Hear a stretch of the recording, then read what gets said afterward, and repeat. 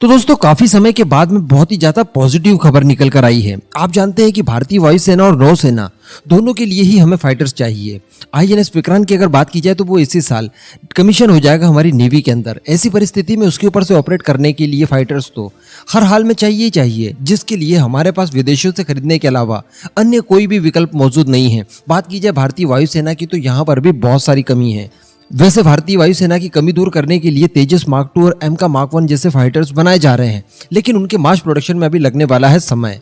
तब तक के लिए हमारी वायुसेना की जो रिक्वायरमेंट है उसे फुलफिल करना हर हाल में आवश्यक है, जिसके लिए हमने MMRC 2.0 डील, ये जिसे बाद में MRFA कर दिया गया, उसे सेट किया, जिसके तहत 114 की संख्या में विदेशों से फाइटर जेट खरीदने थे, जिनकी टेक्नोलॉजी ट्रांसफर के साथ साथ वो मेक इन इंडिया के तहत बनाए जाए। इस बात का भी इस डील में विवरण है।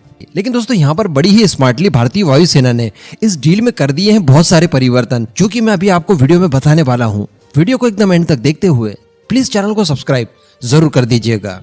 देखिए दोस्तों, हम सभी लोग जानते हैं कि 114 फाइटर्स हमें खरीदने हैं विदेशों से, लेकिन यहाँ पर हमें इस बात को भी ध्यान में रखना चाहिए कि इसके लिए बजट हमने सेट किया है केवल $20 बिलियन तक का, जिसमें टेक्नोलॉजी ट्रांसफर और साथ ही मेक इन इंडिया का प्रावधान भी होगा, जिससे कि फाइटर्स की वैल्यू भी बढ़ती है, यानी पर यूनिट जो कॉस्ट होगी वो भी बढ़ जाएगी।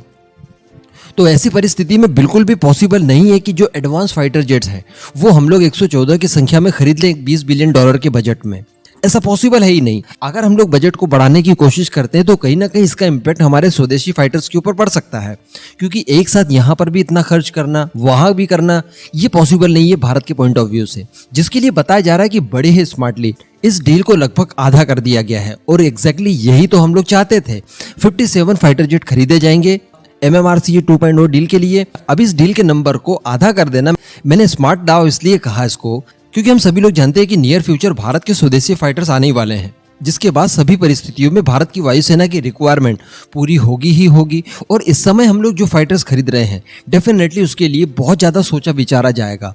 वो फाइटर जेट कुछ इस तरह के होंगे कि पाकिस्तान तो आप छोड़ दीजिए, चाइना को भी काउंटर करने में पसीना आ जाएगा। रफाल का ही एग्जांपल ले लीजिए। आज रफाल को काउंटर करने के लिए चाइना की वायुसेना खुद इस बात को कंसिडर कर रही है कि एक रफाल के लिए 3 जेट्स लगाए जाएं, जिसमें एक स्टेल्थ एयरक्राफ्ट यानी J-20 भी शामिल किया जाए।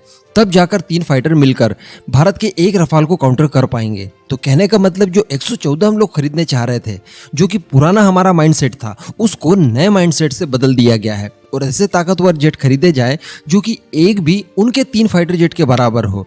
तो यकीनन यहाँ पर ज्यादा चांसेस दिखाई दे रहे हैं F4 के, यानी रफाल F4, जो कि फिलहाल के रफाल का एक अपग्रेडेड वर्जन होगा, जो कि बहुत जल्द दुनिया के सामने आने वाला है। वैसे इस कंपटीशन में केवल रफाल ही है ऐसा हम नहीं कह सकते। रशियन फाइटर्स भी हैं, अमेरिकन फाइटर्स भी है।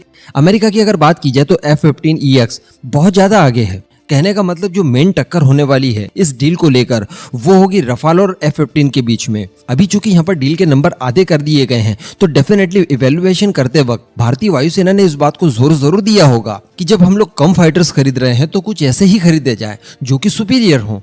तो कहने का मतलब यहाँ पर किसी भी तरह का विदेशी दबाव हम लोग न लेते हुए इस बात के ऊपर जोर देंगे कि जो भी फाइटर हम लोग खरीदें वो बहुत ज्यादा एडवांस हो और हमारे सभी एक्सपेक्टेशंस के ऊपर खरा उतरे। मेरे हिसाब से इसमें रफाल F4 ही फिट बैठता है। तो जहां तक पॉसिबल हुआ इसे ही हम लोग प्रिक्योर करने वाले हैं। बताया जा रहा है कि इसे by global make in India के तहत बनाया जाएगा, यानी सारे के सारे प्रावधान बिल्कुल वैसे ही दिखाई दे रहे हैं जिस तरह का 114 की डील में दिखाई दे रहे थे। साथ ही टेक्नोलॉजी ट्रांसफर का भी प्रावधान इसमें होने वाला है। अब अगर बात की जाए नेवी की, तो नेवी के लिए आप जानते हैं कि हमने रफाल M का परीक्षण पहले ही कर लिया है। INS हंसा के ऊपर इसके विस्तृत ट्रायल्स लिए गए, और इस समय की अगर बात की जाए तो F-18 सुपर हॉर्नेट, जो कि अमेरिका की बोइंग बनाती है, उसके ट्रायल चल रहे हैं वहीं INS हंसा के ऊपर। तो इन दोनों ही फाइटर्स को हमारी नेवी इवेलुएट कर रही है। जो भी बेहतर लगेगा, जो भी भारतीय नेवी की रिक्वायरमेंट को फुलफिल करेगा, वो फाइटर यहाँ पर खरीदा जाएगा। इसके लिए बताया जा रहा है कि गवर्नमेंट टू गवर्नमेंट डील की जाएगी, यानी हमारी नेवी के पास इस बात की स्वतंत्रता होगी कि वो अपनी रिक्वायरमेंट के आधार पर कौन सा फाइटर उन्हें ज्यादा सूटेबल लग रहा है इसकी जानकारी गवर्नमेंट को दे। उसके बाद गवर्नमेंट अपने हिसाब से डील करेगी, यानी गवर्नमेंट केवल डील करने तक ही रहेगी, बाकी जो रिक्वायरमेंट है वो हमारी नेवी ही बताने वाली है। तो जिसके लिए टेक्निकली आप लोगों ने खबर सुनी ली होगी कि F-18 सुपर हॉर्नेट ज्यादा परफेक्ट दिखाई दे रहा है। तो कहीं ना कहीं चांसेस दिखाई दे रहे हैं कि जो हम लोग वायुसेना के लिए डील करेंगे वहां पर हमारी प्लानिंग है फ्रांस को खुश करने की, और जो नेवी के लिए डील होगी वहां पर हमारी प्लानिंग है कि अमेरिका को भी थोड़ा बहुत खुश कर दिया जाए। बाकी आपका उसके ऊपर जो भी ओपिनियन हो नीचे कमेंट करके जरूर बताइएगा।